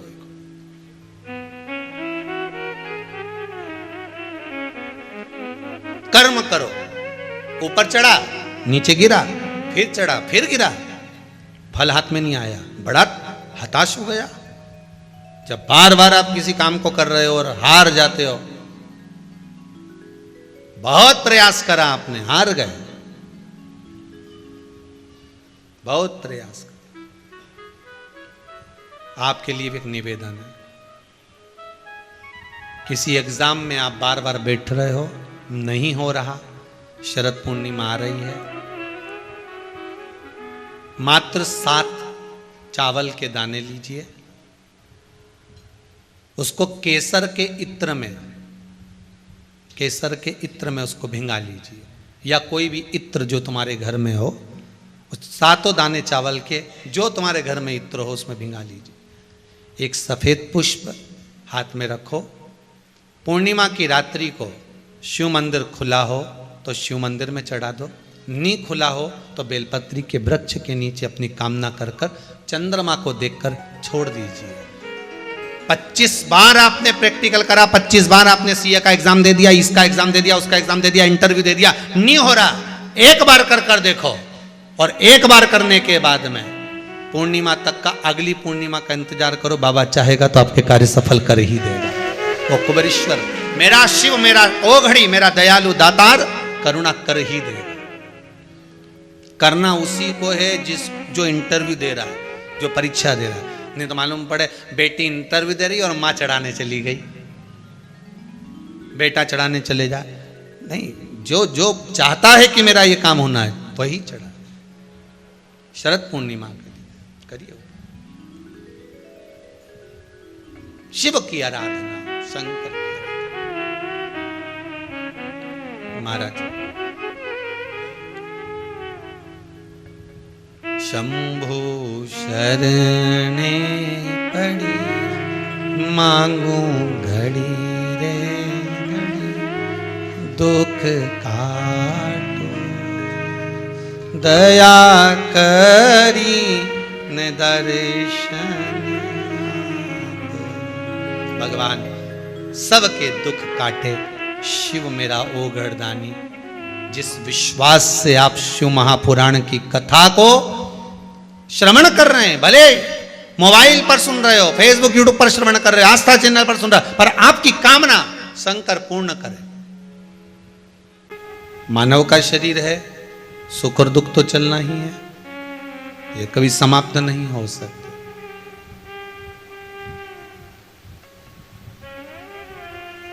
घड़ी में 3 कांटे होते हैं, आप लोग पहने हो तो अच्छे से देख लेना, आस्था पे भी जितने बैठे हो, ठीक है। एक जल्दी जल्दी चलता है, वो सेकंड का कांटा है। एक उससे धीमा चलता है, वो मिनट का कांटा है। और एक बिल्कुल ही आराम से, दिखता ही नहीं कि कब खसक रहा है। दिख रहा है क्या? और सेकंड वाला तो समझ में आता है कि ये चल रहा है, दिख रहा है। मिनट वाला भी नजर आता है कि ये थोड़ी देर में चल रहा है। पर जो घंटों का कांटा होता है ना, वो दिखता नहीं है, बहुत आराम आराम से खसकता है। बस ये मालूम पड़ जाता है कि घंटा पूरा हो गया। वो खसक बड़ा धीमे धीमे रहा है, बहुत धीमे धीमे खसकता।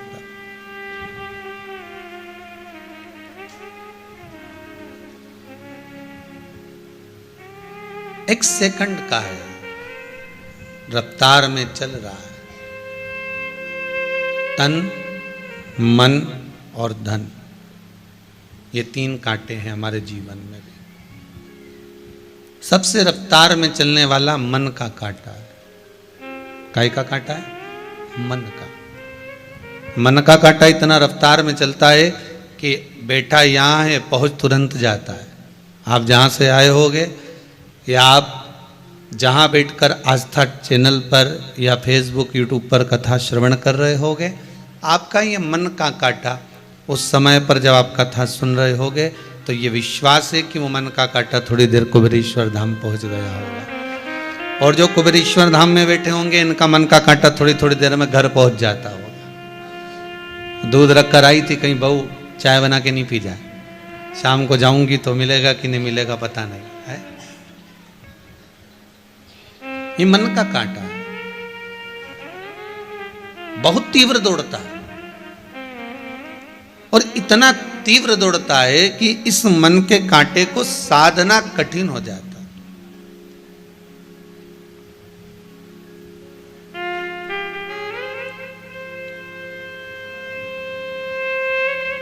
एक बार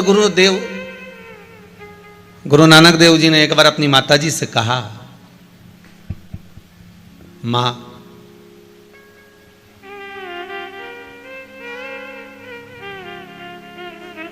तो मुझे कहती है कि एक जगह पर स्थिर क्यों नहीं बैठता, एक जगह शांत क्यों नहीं बैठता। गुरुदेव ने कहा, गुरु नानक देव जी ने कहा कि मां, ये मन का जो कांटा है ना, बड़ा विचित्र कांटा है। मन बड़ा चंचल है, कैसे तेरा भजन करूं, जितना इसे समझाऊं उतना ही मचल जाता है। ये मन का जो कांटा है ना मां, ये एक जगह टिकता भी नहीं है और बड़ा जल्दी जल्दी चलता है। थोड़ी देर यहां पर है, थोड़ी देर गायब हो जाता है, फिर थोड़ी देर रहता है, फिर थोड़ी देर में गायब हो जाता है। बड़ा विचित्र कांटा, बड़ा विचित्र।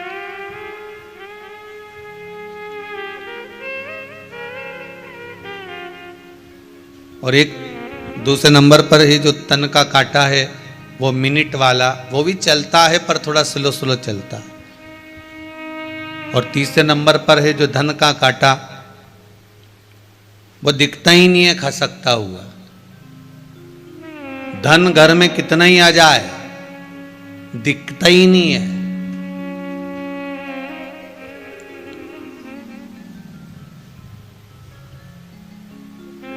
गुरुदेव, मेरा पति कमाता बहुत है पर घर में दिखे ही नहीं, कहां चले जाता है, पैसा कहां गया नजर ही नहीं आता।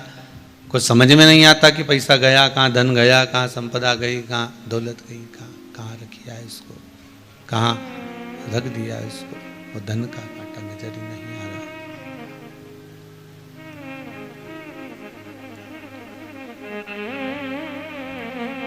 महाराज शिव महापुराण की कथा कह रही है, शंकर की कथा कह रही है। धन का जो कांटा है एक खसकता बड़ा धीमे धीमे, पर धन का कांटा जब खसकता है तो फिर घंटों को बदल देता है। उसी तरह घड़ी, पल, समय, ये घंटा का जो कांटा है घंटों वाला, ये बदल देता है। शिव महापुराण की कथा में पहले भी कहा था, जब आपका समय बेकार हो समय ठीक ना चल रहा हो, आपको ऐसा महसूस हो रहा हो कि ये समय ठीक नहीं है,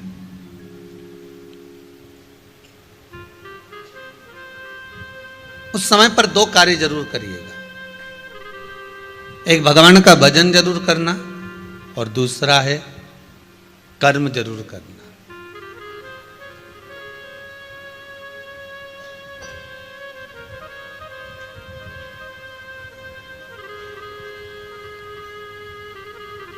किसी व्यक्ति ने पूछा है, गुरुजी मनुष्य बेरोजगार है और कितना बेरोजगार है, इसको कैसे पता लगाया जा सकता? मनुष्य बेरोजगार है और बहुत ज़्यादा बेरोजगार है, इसका पता कैसे लगाएंगे? तो हमने कहा कि मोबाइल में 1.5 GB डाटा होता है, वो कम पड़ जाए जिस दिन समझ लेना कि तुम पूरे बेरोजगार हो गए। वो मोबाइल में 1.5 GB डाटा चला चला कर फेसबुक, यूट्यूब, इंस्टाग्राम, व्हाट्सएप चला शाम होते होते 4 बजे 3 बजे ही डाटा पूरा खत्म हो जाए तो समझ लेना कि तुम पक्के समझ गए। अरे बोलो तो जम के,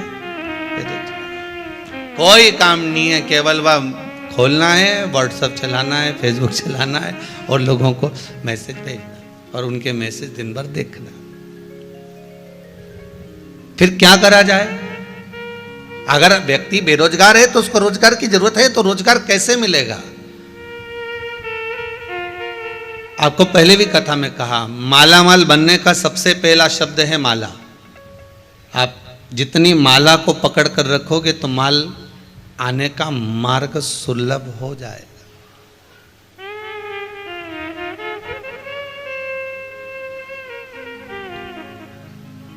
भगवान का भजन, स्मरण, राम नाम, कृष्ण नाम, शिव नाम, भक्ति, भगवान की अविरल भक्ति का गुणगान जब आप करते जाएंगे, भजन करते जाएंगे, स्मरण करते जाएंगे, शिव नाम का जाप करते जाएंगे, तो जैसे मोबाइल में डाटा खत्म हो रहा है तो आपको लोग बेरोजगार कह सकते हैं, पर राम नाम और कृष्ण नाम को जितना जपोगे, शिव नाम को जितना जपोगे, भगवान की भक्ति में जितना रमोगे, ये डाटा भले खत्म हो जाएगा आपका मोबाइल का और आपको दूसरा डलाना पड़ जाएगा, पर भगवान की भक्ति के स्मरण में जिस समय पर आप डूब गए, भगवत भजन में जिस समय डूब गए, डाटा खत्म नहीं होता, भगवान की भक्ति का डाटा बढ़ता चले जाता है और आपको सुख प्रदान करते चले जाता है। वो डाटा बढ़ रहा है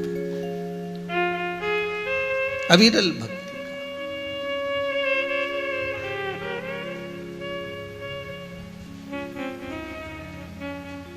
भगवान की अविरल भक्ति का डाटा।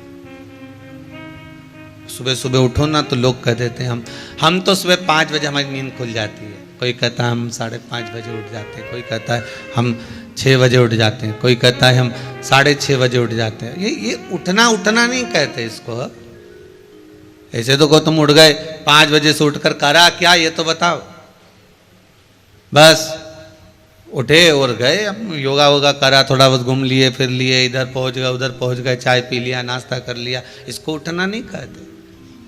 उठना किसको कहते हैं? अगर आप 5 बजे से उठे हो ना तो आपने भगवान का भजन कितना करा है, आपने मंत्र जाप कितना करा है, आपने स्मरण कितना करा है, आपने नाम जाप कितना करा है, आप भगवान की भक्ति में कितना डूबे हो, आप भगवान के स्मरण में कितना डूबे हो। उठना उसे कहते हैं जो भगवान की भक्ति में उठकर भगवत स्मरण में डूब गया, उसको उठना कहा। मालूम पड़े कि आप उठ तो 5 बजे के गए हो, 4 बजे के गए हो, पर वही कर्म में फिर वही मोबाइल हाथ में लेकर बैठ गए, वही अपने कर्म। या तो आपने मोबाइल हाथ में लिया है तो कहीं भगवान की भक्ति करो, या भगवान का भजन सुन लो, या कहीं कथा सत्संग स्मरण कर लो, तो आपका उठना श्रेष्ठ है। उठ तो हम 5 बजे जाते हैं गुरुदेव, फिर क्या करते हो?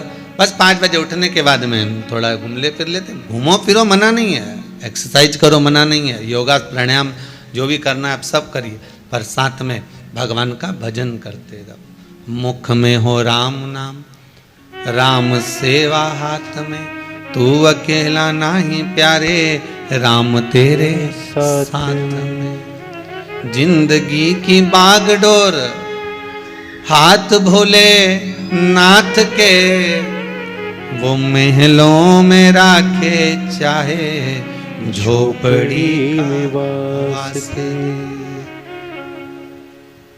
सीताराम सीताराम सीताराम कहिए, सीताराम सीताराम सीताराम कहिए। जाहि विधि राखे राम ताहि विधि रहिए, ओ जाहि विधि राखे राम ताहि विधि रहिए। किया अभिमान तो फिर मान नहीं पाएगा, किया अभिमान तो फिर मान नहीं पाएगा। होगा वही प्यारे जो मेरे राम जी को भाए, होगा वही प्यारे जो श्री राम जी को भाएगा। फल आशा त्याग शुभ काम करते, और जाहि विधि राखे भोले ताहि विधि रही। भगवान जिस भाव से आपको रख रहा है आप उस भाव में रहिए। भगवान जैसा खिला रहा है उस भाव से खाइए।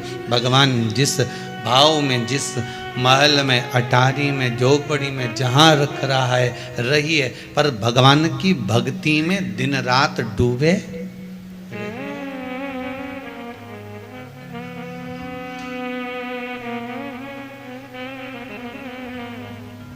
किसी ने बहुत सुंदर कहा है,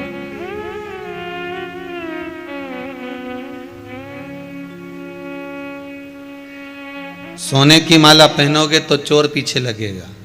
किसी ने कहा है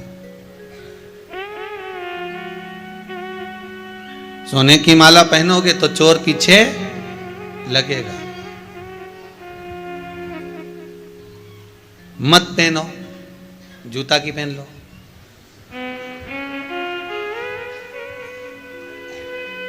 की किसने कि तुम सोना की पहनो? कोई बोला कि सोना की पहनो? अरे महाराज, अगर जूते की माला पहनेंगे तो शर्म लगे नहीं लगे? तुमने कहा ठीक है। सोना की पहनी तो चोर पीछे लग गया, लगेगा कि नहीं लगेगा? लगेगा। और जूता की पहनो तो शर्म लगे। फिर तो काम तो फूल की माला पहन ले, तो फूल की पहन के देख लो, उसमें अहंकार लगे, लगे कि नहीं लगे?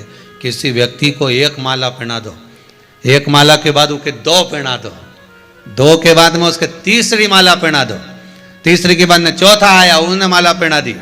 वो ऐसा, वो तो थोड़ी देर में फट ही नहीं गया, ये तो पूरा फूल गया अहंकार में, अभिमान में फट गया। सोने की पहनी चोर लग गए पीछे, जूते की पहनी तो शर्म लग गई, और फूलों की पहनी तो जम के बोलो अहंकार लग गया। फिर तो कहा रुद्राक्ष की माला पहन लो, तुलसी की माला पहन। फिर उसमें चोर लगता है, इसमें मेरा भोलेनाथ पीछे लग जाता है, इसमें मेरा शंभू पीछे लग रहा है, कोई दूसरा नहीं लग रहा है। मेरा शंकर, मेरा ओघड़दानी, मेरा त्रिकालदर्शी, मेरा कैलाशी पीछे लग रहा है।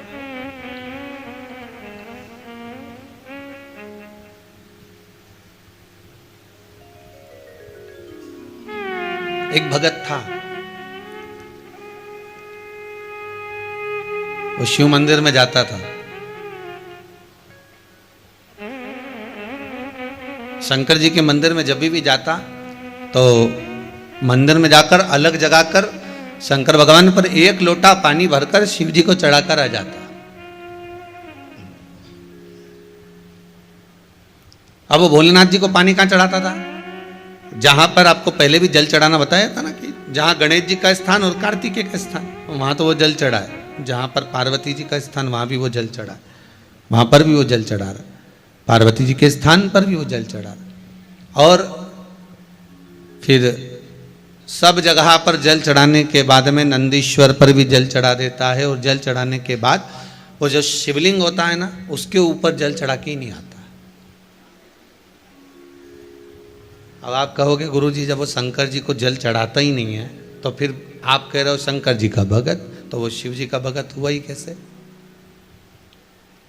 जब वो जल चढ़ा ही नहीं रहा है, जल समर्पित ही नहीं कर रहा है भोलेनाथ जी पर, तो शंकर का भगत कैसे हो सकता है? शिव का भगत कैसे हो सकता है?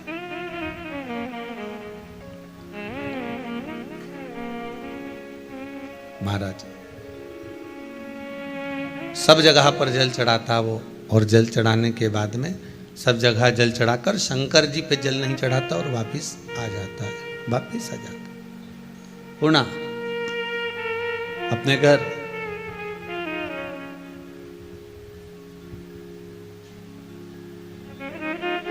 तुम सब पंगत में भोजन करने बैठो, गुलाब जामुन देने वाला आया, ने तुम्हारे बाजू में दे गया, इसके भी दे गया, उधर भैरू बैठा था ना उसके भी दे दी,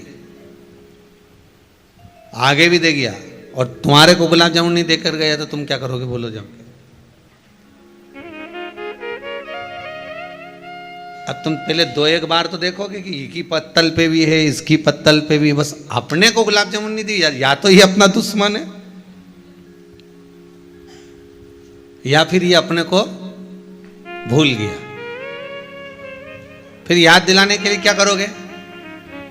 जैसे वो एक पंडित जी भोजन करने के लिए गए एक माता जी के यहाँ पर, और माता जी पापड़ देना भूल गई, तो पापड़ देना भूल गई तो पंडित जी से बात कर रही थी, तो पंडित जी ने बात ही बात में कह दिया आज तो आने में बड़ी देर हो गई माता जी, आपको मालूम है? अरे हाँ महाराज मैं तो पूछने भूल गई, तुम इतनी लेट क्यों आए? अरे अम्मा क्या बताएं, जब मैं आ रहा था रास्ते में इतना लंबा सांप आया, यहाँ से वो पापड़ रखा है ना वहां तक का सांप आ गया बीच में। अब जो सांप बीच में आया तो मेरे को तो बड़ा डर लगे, बहुत भय लगे।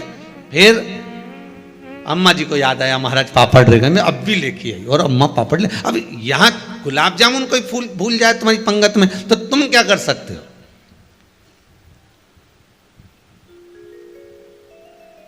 अरे बोलो तो सही, क्या करोगे? कुछ करोगे? बस इतना जरूर कर सकते हो कि अगली बार आएगा तो देकर जाएगा, बाट जोगे, इंतजार करोगे, प्रतीक्षा करोगे। अब तुम्हें इंतजार किसका है? पूड़ी का इतना इंतजार नहीं है, खोबरा पाक का भी नहीं है, सब्जी का भी नहीं है, पर वो जो नहीं है ना पत्तल में, उस गुलाब जामुन का इंतजार है कि ये गुलाब जामुन आए और मैं इसको खाऊं। और मालूम पड़े फिर वो आया,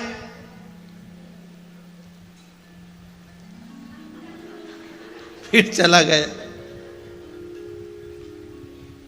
फिर दे गए तुम गुलाब जामुन से।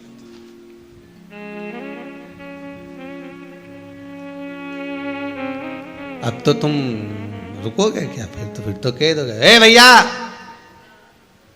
ए इधर आओ, क्या है? दो रखो। उसने कहा दो क्यों? पिछली बार भी भूल गए थे, अब की बार भी भूल गए, रखो दो। दो गुलाब जामुन। शिव का एक भगत ऐसा था, शंकर जी के मंदिर में जाता था, गणेश जी के जल चढ़ा दे, पार्वती के चढ़ा दे, कार्तिकेय के चढ़ा दे, और शंकर जी के चढ़ाता ही नहीं, नंदी के नवा के वापिस आ जाता। अब शंकर जी के मन में आया कि मेरा इतना गुणगान गाए, भजन करे, कीर्तन करे, नाम जाप करे, स्मरण करे, खूब मेरा नाम लेकर आए, घर पे भी बोल के आए कि शंकर जी के मंदिर। अब उन्हें किसी ने शिव जी के मंदिर में सारा देवता, पर नाम क्या निकले? शंकर जी के मंदिर जा रहा हूँ। अब वहाँ तो गणेश जी भी है, पर तुमने कहा एक बार भी कि मैं गणेश जी के मंदिर जा रहा हूँ? नहीं। पार्वती के मंदिर जा रहा हूँ? नहीं। नंदी के मंदिर जा रहा हूँ? नहीं। आपके मुख से क्या निकला? शंकर के मंदिर जा रहा हूँ। नाम भी बोल के आए कि शंकर के मंदिर गया, और सबके चढ़ाए, और मुझे छोड़ जाए। अब मुझे छोड़कर जा रहा, करा क्या जाए, क्या बोला जाए? अब भगत रोज घर चले जाए, रोज। अब की बार पार्वती जी ने शिव जी से कहा प्रभु जी ये तो आपका घोर अपमान हो रहा है, बहुत बड़ा अपमान है कि हमको जल चढ़ाए और आपको ना चढ़ाए। शंकर जी समझ गए कि ये तो अपमान वाली बात है कि मेरे को जल नहीं चढ़ रहा और सबको चढ़ा रहा है। तो पार्वती जी ने कहा जरूर तुमने इसकी कोई मनोकामना पूरी नहीं करी होगी, इसलिए वो रह गया होगा, इसलिए आपसे थोड़ा चिढ़ गया, इसलिए जल नहीं चढ़ा रहा। शंकर भगवान ने नंदी को बुलाया, नंदी को बुलाकर कहा बता इसकी समस्या क्या है, इसकी परेशानी क्या है, इसको कष्ट क्या है, बोल जल्दी से। नंदी ने कहा महाराज जी कोई कष्ट नहीं है, कोई कष्ट नहीं। ये पार्वती को जल चढ़ा के जाता था, पार्वती मैया ने सब कुछ दे दिया। गणेश जी को चढ़ाया, गणेश जी ने सब कुछ दे दिया। अच्छा फिर मुझे जल क्यों नहीं चढ़ाता? नंदी बोले ये तो मुझे नहीं मालूम, मुझे ज्ञात नहीं कि जल क्यों नहीं चढ़ाता। शंकर भगवान बोले आज शाम के समय पर अपन दोनों इसी के घर जाएंगे, ठीक है, अपन इसी के घर पहुंचेंगे।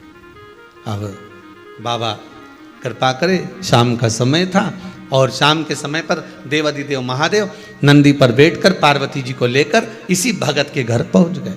और भगत के घर पर पहुंचते से ही बाबा देवादिदेव महादेव ने आवाज़ लगाई। जैसी आवाज़ लगाई भगत निकलकर बाहर आया और बाहर आते से बोला प्रभु आप पधारे हो, आप मेरे घर पर आए हो।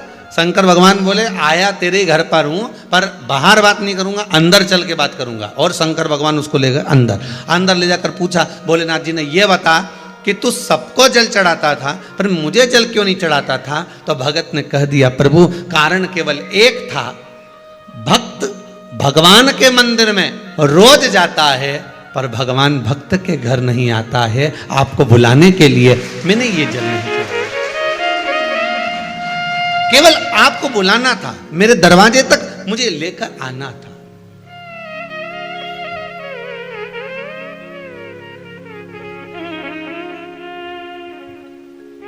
मेरे द्वार पर आप आए, कितना सुंदर बात है, जरा ध्यान दीजिएगा। अगर आप थोड़ा सा पूजन में चावल भूल गए तो आपके मन में आ जाता है कि मैंने चावल नहीं चढ़ाया। बोला आता है कि नहीं आता? शास्त्र कहता है, अग्नि पुराण में स्पष्ट किया गया, कितना भी पूजन का सामान बाजार से लिया हो और कितनी भी अच्छी पूजन की थाली जमा लो, अच्छे से अच्छा विद्वान भी पूजन की संपूर्ण सामग्री पूजन की थाली में रख ले, विद्वान से विद्वान ब्राह्मण जन हो, चाहे पूजन करने वाला एक साधारण सा मानव क्यों ना हो, वो पूजन की थाली में संपूर्ण सामग्री जमा ले तो भी पूजन की सामग्री में पूजन करते समय कुछ ना कुछ रह ही जाता है, रह ही जाता है। अच्छे से अच्छा विद्वान भी पूजन की सामग्री में थोड़ा ना थोड़ा रह गया। अब मन में भ्रम उत्पन्न हो गया कि ये पूजन की सामग्री में क्यों रह गया, मेरे को ये चाहिए था, ये तो रह गया, मैंने तो ये चढ़ाने के लिए लाना था, मैं तो ये भूल गई। उसका कारण क्या है? हमें लगता है कि त्रुटि हो गई, हमें लगता है कि गलती हो गई, पर शंकर भगवान से कोई पूछे, शिव के भगत से कोई पूछे कि पूजन की थाली में पहले के समय में लोग पूजन करने जाते थे तो क्या पूजन की सामग्री में साहित्य कम रह जाता था? हाँ, उसका कारण क्या था? भगवान कहते हैं कारण केवल एक है, मैं खुद पूजन की थाली में, भगवान विष्णु ने संकल्प लिया था कि 108 कमल के पुष्प भगवान शंकर को समर्पित करूंगा, पहले कथा में वर्णन किया।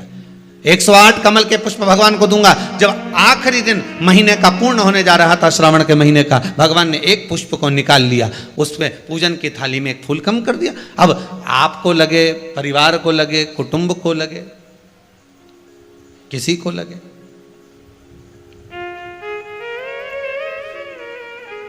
पूजा की थाली में पुष्प, पूजन की थाली में सामग्री अगर कम रह गई है तो आप ये विचार ना करें कि मुझसे गलती हो गई, मुझसे त्रुटि हो गई, भगवान रुष्ट हो जाएंगे।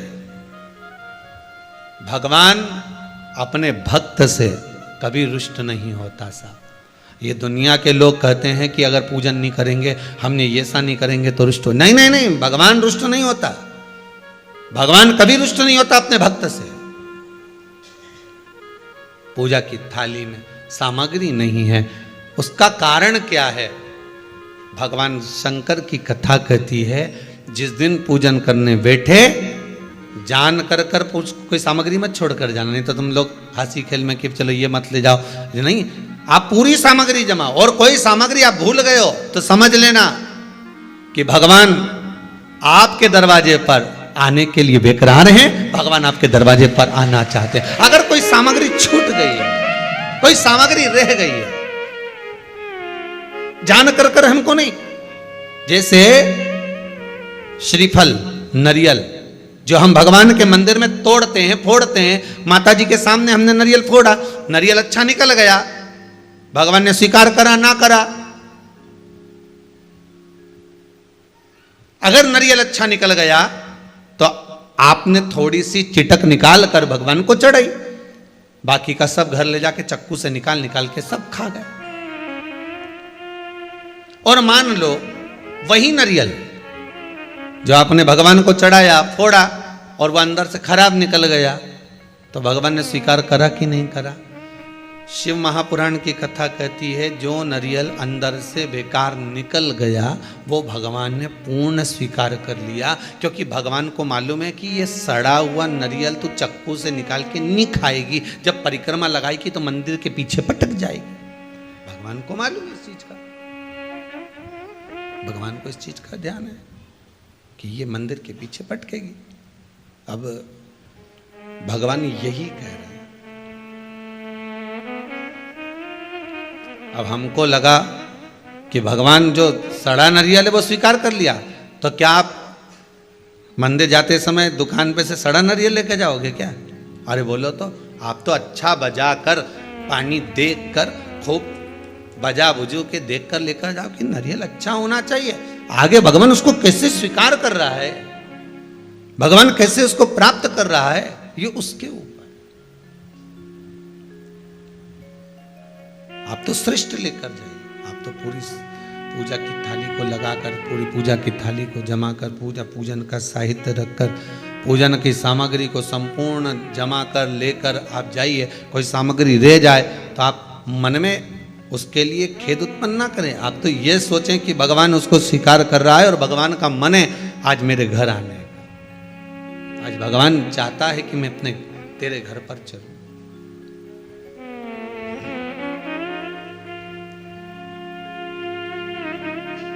भगवान ने शिव भक्त से कहते हैं कि तुम मेरे ऊपर जल नहीं चढ़ाता था? नहीं प्रभु, नहीं, कारण मैं अपने घर पर बुलाना चाहता था, आपको अपने भवन में बुलाना चाहता था। बस आप मेरे घर पर आ जावे, आप मेरे भवन में आ जावे, इसलिए मैं थोड़ा सा छोड़ आता था। आप आए नहीं, सुबह हो गई, मेरी पूजा की थाली धरी की धरी रह गई। भगवान भी विचार करता,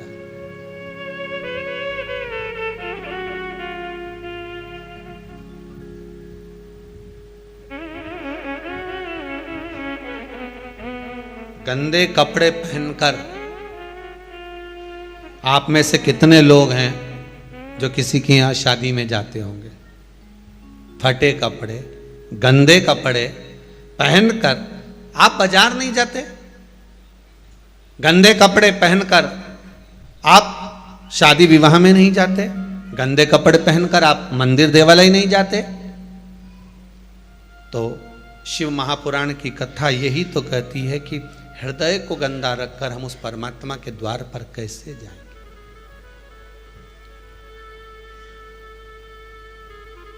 अब इस मन को धोने का कोई साबुन, इस मन को साफ करने का कोई सर्फ, कोई साबुन अगर है तो ये भगवान की कथा है। इस कथा से ये तन, ये शरीर कभी साफ नहीं हुआ। कथा से जब भी कुछ साफ हुआ तो केवल मन साफ, केवल मन के सिवा कुछ नहीं।